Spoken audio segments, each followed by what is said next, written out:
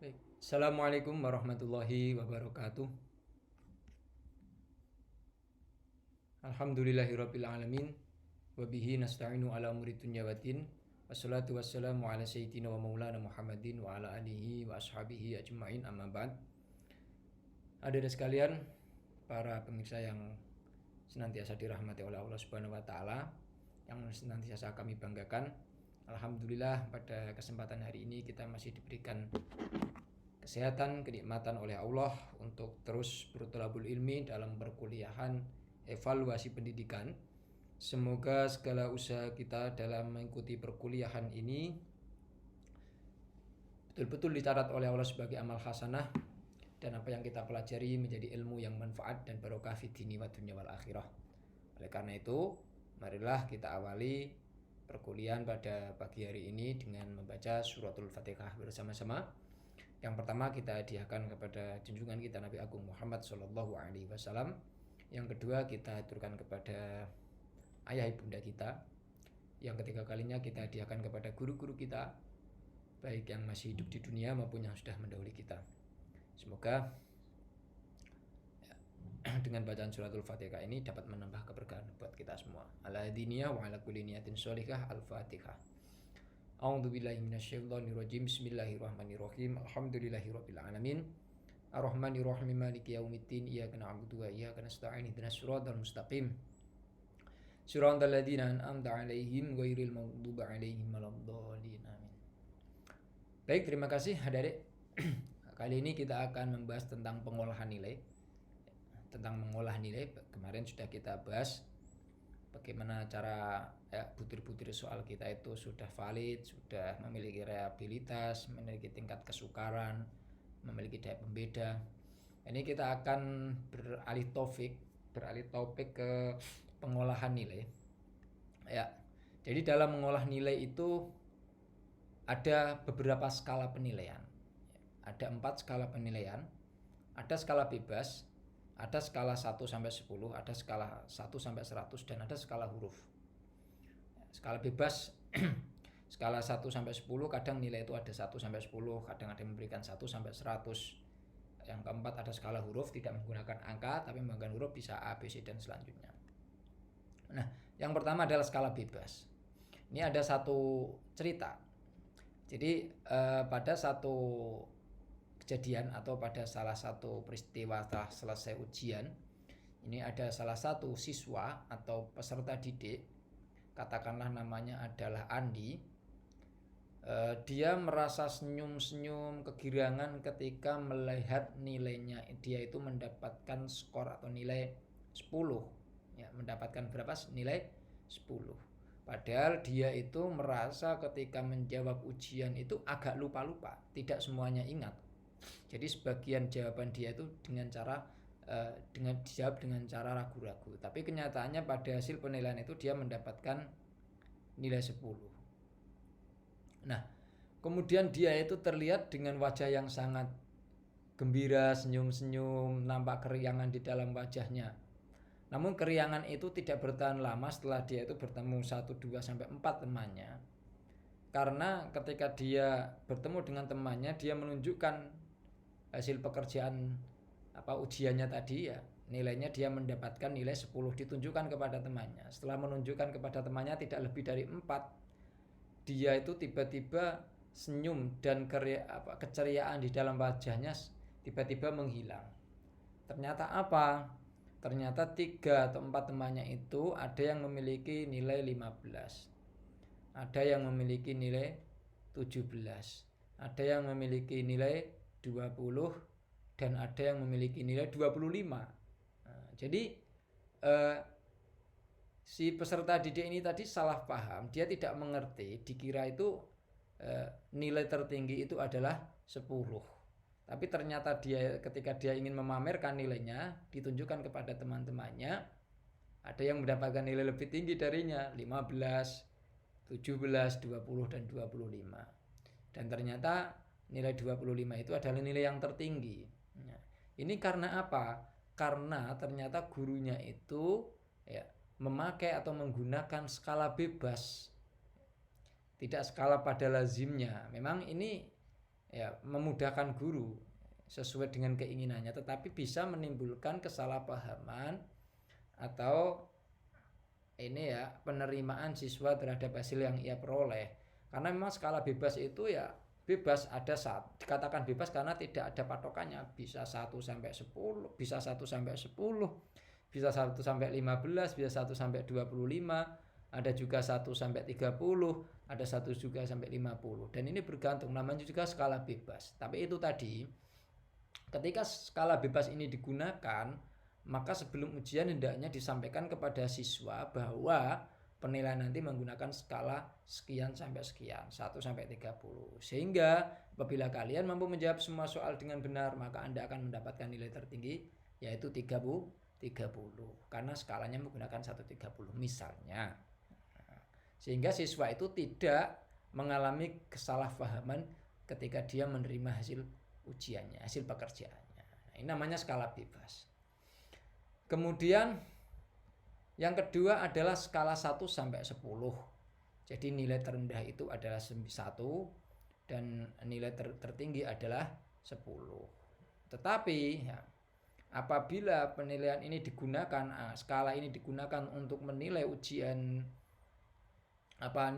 tes uraian yang nilai 1 angka itu bobotnya lebih dari 1, misalkan 3, 4, 5 atau 2 dan seterusnya, maka ada kemungkinan bahwa nanti ketika dalam penilaian itu muncul angka-angka yang desimal, ya contohnya saja misalkan ada yang mendapatkan nilai 5,5 dan 64. Nah, yang lazim digunakan kita adalah ketika menggunakan skala 1-10 kemudian ditemukan nilai yang mengandung nilai desimal, maka kita akan menggunakan sebuah strategi pembulatan, cara pembulatan, di mana apabila desimal itu kurang dari 0,5 maka akan dibulatkan pada nilai di bawahnya. Ya. Namun apabila lebih dari sama dengan 0,5 maka akan dibulatkan nilai ke atasnya. Contohnya ini 5,5. Secara lazim kita menggunakan ulangan desimal, maka kita bulatkan menjadi 6 ya, karena desimalnya lebih dari atau sama dengan 0,5. Sedangkan 6,4 ya, kita bulatkan juga ke 6 karena apa? Kelebihan desimalnya itu kurang dari 0,5. Nah, sehingga ya, dua siswa yang mendapatkan nilai yang berbeda, skor yang berbeda, pada akhirnya memiliki nilai yang sama. 5,5 menjadi 6, 6,4 menjadi 6. Padahal apabila kita perinci, kita hitung, itu jarak interval antara kedua anak ini nilainya itu memiliki jarak hampir 1. 0,9 kan. 55 mohon maaf ya. Ya 5,5 6,4 dikurangi 5,5 itu kan 0,9. Jadi jaraknya sebenarnya itu adalah mereka memiliki keterpautan nilai hampir 1 ya, hampir 1, 0,9. Nah, tetapi karena kita menggunakan skala 1-10 ini, maka ya, ini menguntungkan ya, satu siswa dan merugikan siswa yang lain, karena seharusnya mereka memiliki skor yang berbeda, nilai yang berbeda, akhirnya sama. Nah, maka ketika menggunakan skala 1-10 ya, jangan gunakan angka-angka desimal, karena ini akan bias, akan membingungkan penilai itu sendiri, dan pada akhirnya nanti akan ya, menginterpretasikan nilai secara tidak adil. Namun beda apabila kita itu menggunakan skala 1-100 ya, maka kita bisa menggunakan angka halus. Kalau ini tadi angka kasar ya, 5,5 dibulatkan, 6,4 dibulatkan. Maka ketika kita menggunakan skala 1-100 ya, maka ketika penilaian itu 5,5 itu bisa dijadikan atau dikalikan 10 menjadi berapa?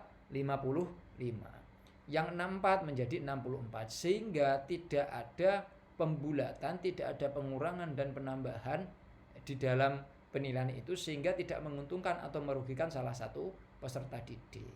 Maka ya, lebih mudahnya kita menggunakan skala 1-100 gitu. Karena untuk menghindari hal-hal seperti ini, Karena ini juga termasuk hal yang tidak objektif atau tidak adil, mengandung unsur ketidakadilan. Nah, jadi tadi ada skala bebas, ada skala 1 sampai 10, ada skala 1 sampai 100.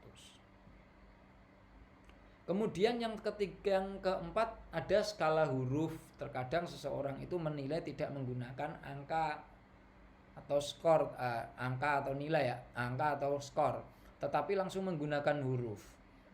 Huruf ini ya, biasanya digunakan A, B, C sampai dengan G. Tetapi yang lazim, yang biasa digunakan itu sampai E ya. A itu amat baik, B itu baik, C itu cukup, D itu kurang, E itu ada yang menggunakan E, ada yang menggunakan F. Jadi A, B, C, D, F. Nah, kenapa menggunakan F? F itu diambil dari bahasa Inggris fail, gagal, 0 nilainya. Maka ada yang menggunakan A, B, C, D, E, ada yang menggunakan A, B, C, D, F. Tapi yang lazim itu tadi A, B, C, D. Tidak jarang sekali yang menggunakan sampai H. Nah, sebenarnya ya ini juga terjadi kebiasaan juga. Ya, terjadi salah satu hal yang cukup perlu dipertimbangkan. Misalkan begini, ketika kita menggunakan skala angka, katakanlah 1 sampai 10, anak yang memiliki atau memiliki skor 2, itu interpretasinya adalah anak itu memiliki kecakapan ya 1 kali lipat dibandingkan dengan anak yang mendapatkan nilai 1. Siswa yang mendapatkan nilai 8 itu memiliki kecerdasan 2 kali lipat dibandingkan dengan anak yang memiliki nilai 4. Jadi bisa digunakan untuk membandingkan kemampuan anak-anak itu atau siswa-siswa itu. Dan jelas antara mohon maaf ya,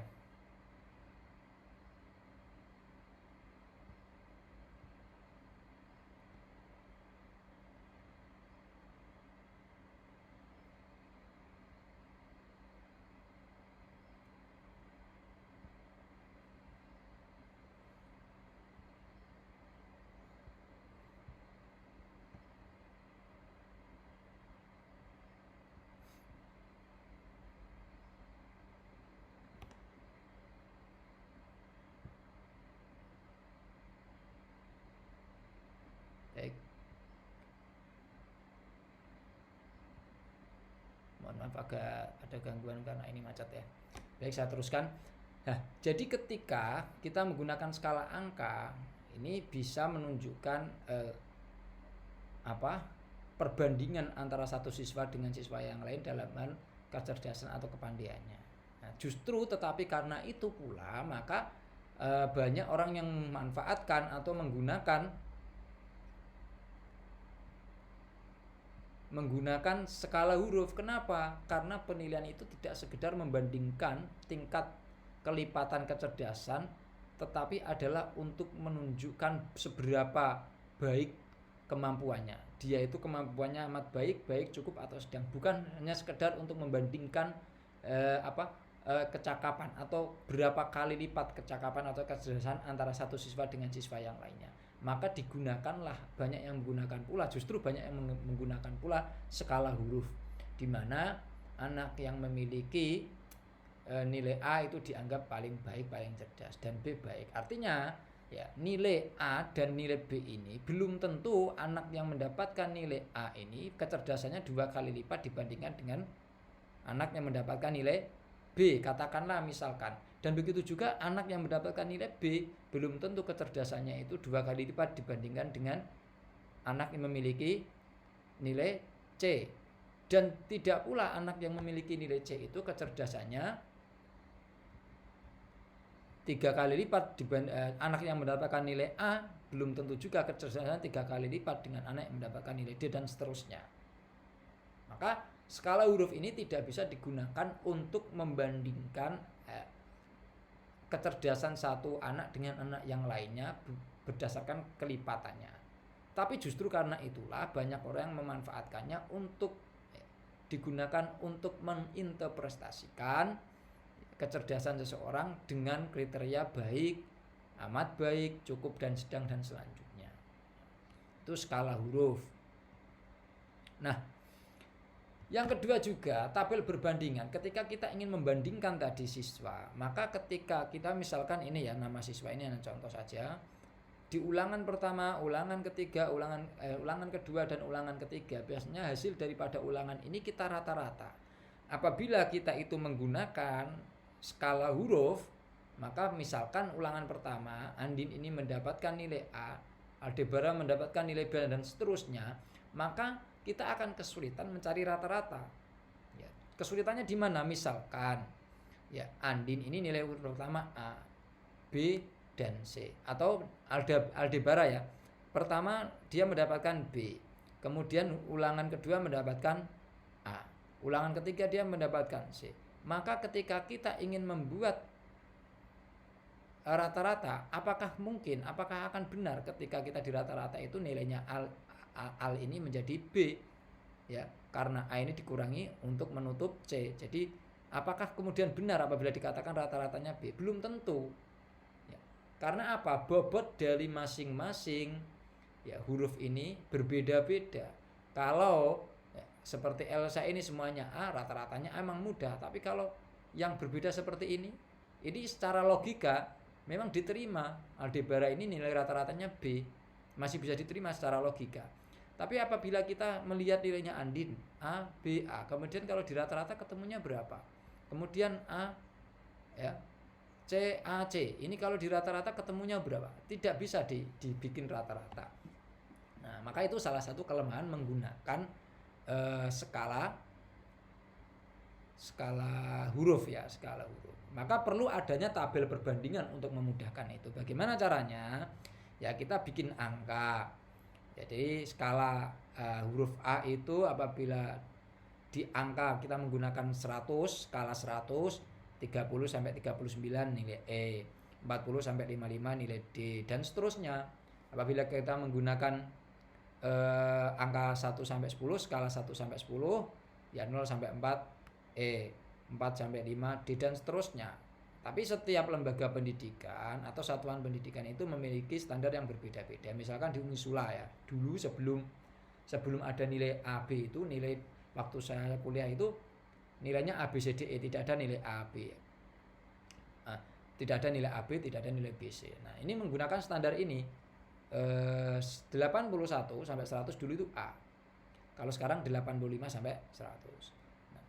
Nah, 65 sampai dengan 80 B, dan seterusnya. Maka ketika kita itu memiliki tabel perbandingan, anak yang memiliki nilai B itu skornya berapa, kita rata-rata. Setelah ketemu skornya, baru kita interpretasikan ke dalam skala huruf. Misalkan Andin ini A-nya berapa? Misalkan 80. B-nya walaupun B ternyata 79 misalkan. A-nya yang ini 100. Nah, ini dari 80 ditambah 100 dapat 80, berarti 180 ditambah 79 berarti sama dengan 259. 259 itu ketika dibagi 3 rata-ratanya itu 8, maka A, maka rata-rata A. Nah, itu baru bisa ketika kita menggunakan tabel perbandingan. Namun apabila kita itu langsung merujuk pada angka ini, maka kesulitan. Kita akan kesulitan menemukan nilai rata-rata. Nah, itu kelemahan kita menggunakan skala huruf. Tetapi untuk menginterpretasikan kemampuan seseorang itu lebih tepat, karena hasil daripada ujian itu tidak sekedar membandingkan siswa satu dengan yang lainnya, tapi untuk menginterpretasikan tingkat kecerdasan, tingkat pencapaian materi yang diajarkan. Baikkah, amat baikkah, cukupkah, sedang ataukah gagal. Selanjutnya, distribusi nilai. Sekarang kita mencoba belajar untuk mendistribusikan nilai. Ketika kita ingin mendistribusikan nilai itu kita harus mengingat dua standar. Ada standar mutlak dan ada standar relatif. Standar mutlak itu adalah sesuai dengan tujuan pokok atau tujuan instruksional dalam pengajaran. Apa yang dikehendaki oleh seorang pendidik ketika peserta didiknya itu selesai mengikuti pelajaran. Misalkan di dalam standar mutlaknya itu anak mampu menguasai seluruh permasalahan tentang wudhu, baik syarat dan rukunnya. Maka ketika anak itu mampu menguasainya, maka dikatakan baik. Tapi jika ada salah satu aspek, misalkan hal-hal yang membatalkan dia tidak paham, maka dikatakan baik. Kemudian jika memiliki dia tidak menguasai lebih dari 2 aspek misalkan dikatakan cukup. Misal apabila dia tidak menguasai lebih dari 3 aspek katakan kurang dan seterusnya. Nah, itu standar mutlak yang digunakan untuk dasar penentuan baik, amat baik dan tidaknya itu adalah standar kompetensi ya. Yang digunakan adalah sesuai dengan tujuan instruksio atau tujuan pokok pembelajaran itu. Namun bila kita menggunakan standar relatif, maka yang kita gunakan adalah nilai rata-rata kelas. Ini sudah sering saya sampaikan, atau norm ya, norm reference ya. Jadi menggunakan referensi atau standar norma yang menggunakan rata-rata nilai per kelas. Misalkan anak yang mendapatkan nilai 60 yang seharusnya itu apabila kita menggunakan standar mutlak 60 tadi nilainya apa? Cukup. Tapi kalau kita menggunakan standar relatif, kita lihat dulu rata-rata berapa. Misalkan rata-rata itu kok 70, maka anak yang mendapatkan nilai 60 ini termasuk atau tergolong anak yang memiliki nilai cukup. Kalau standar mutlak tadi baik itu kan 65 sampai dengan 80, 81 sampai dengan 100 amat baik. Nah, ketika anak itu ada salah satu anak yang mendapatkan nilai 60, kita menggunakan standar mutlak, kita akan mengatakan anak itu cukup. Karena di bawah 65. Tetapi apabila kita menggunakan standar relatif, kita lihat dulu rata-ratanya berapa. Kok ternyata rata-ratanya adalah 65 atau 70, maka anak yang mendapatkan nilai 60 itu termasuk atau tergolong anak yang baik. Jadi itu tergantung kita menggunakan standar mana. Keduanya memiliki kelebihan dan kekurangan. Apabila kita itu menggunakan standar mutlak, ya, maka ketika tidak ada anak atau anak yang memiliki misalkan dalam satu kelas itu kebanyakan memiliki nilai yang di bawah rata-rata, atau mohon maaf ketika kita menggunakan standar mutlak kemudian ternyata hasil penilaian itu sebagian besar siswa itu mendapatkan nilai cukup maka atau kurang, maka secara tidak langsung akan menunjukkan bahwa pembelajaran kita itu tidak berhasil karena anak itu nilainya cukup semua. Maka ini secara kekurangannya akan mudah digunakan untuk ini menjustifikasi tingkat pembelajaran atau kualitas pembelajaran kita. Padahal itu perlu ditinjau dari berbagai aspek, mungkin karena soalnya atau apa ya. Nah, tapi kelebihannya adalah ketika kita terus menggunakan standar mutlak, maka untuk meningkatkan kualitas pembelajaran itu kita memiliki semangat.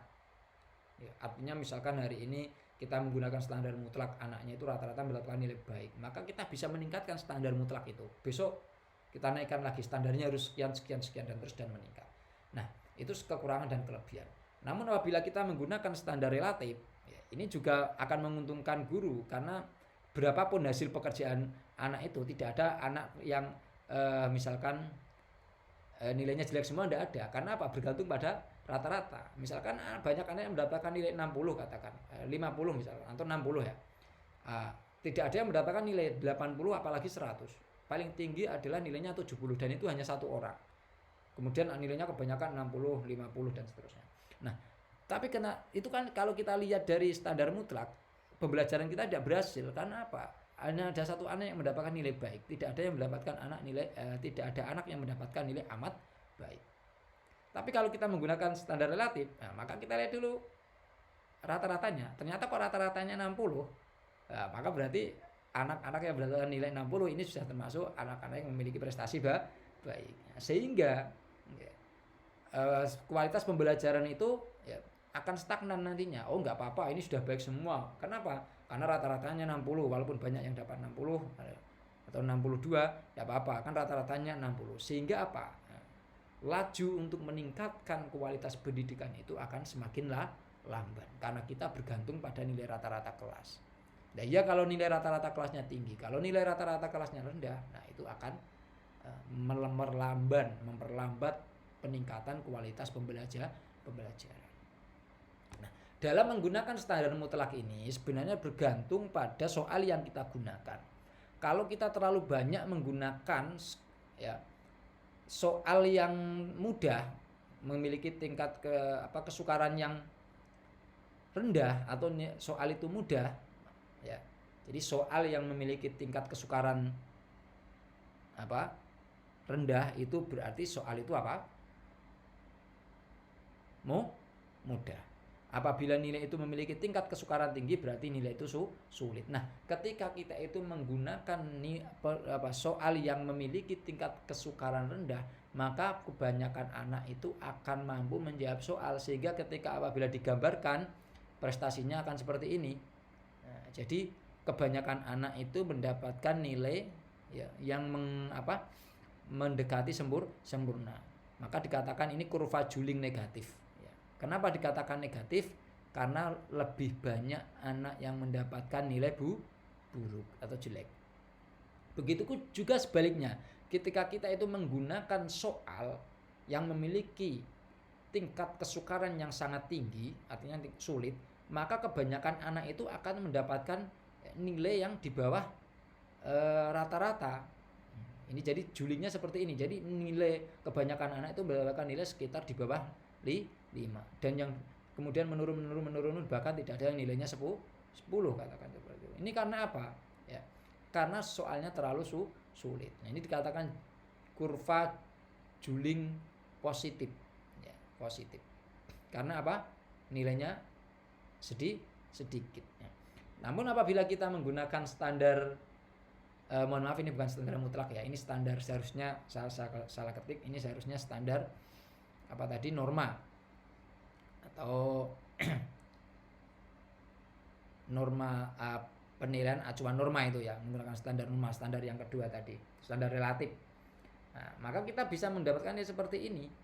Kurvanya akan di tengah-tengah. Kenapa? Ya, karena kita menggunakan basis rata-rata berdasarkan rata-rata. Nah, ini tadi yang maka penggambaran daripada penilaian hasil belajar itu ya akan menunjukkan kurva yang normal. Ini kurva normal. Jadi yang memiliki nilai jelek juga sama frekuensinya dengan yang memiliki nilai sangat tinggi, kemudian nilai yang memiliki nilai sedang itu dominan. Maka ini dikatakan nilai standar grafik kurva normal. Kalau kurvanya yang kebanyakan nilai jelek banyak nilai jeleknya, maka dikatakan kurva negatif. Nah, begitu ya. Jadi itulah kelebihan dan kekurangan dalam menggunakan penilaian acuan norma dan penilaian acuan relatif. Untuk bagaimana kita nanti mencari skor akhir akan kita bahas selanjutnya.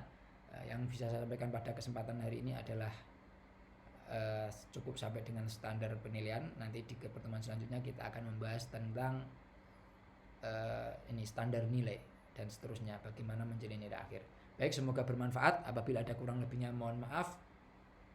Wallahul muwaffiq ila aqwamit thoriq. Wassalamualaikum warahmatullahi wabarakatuh.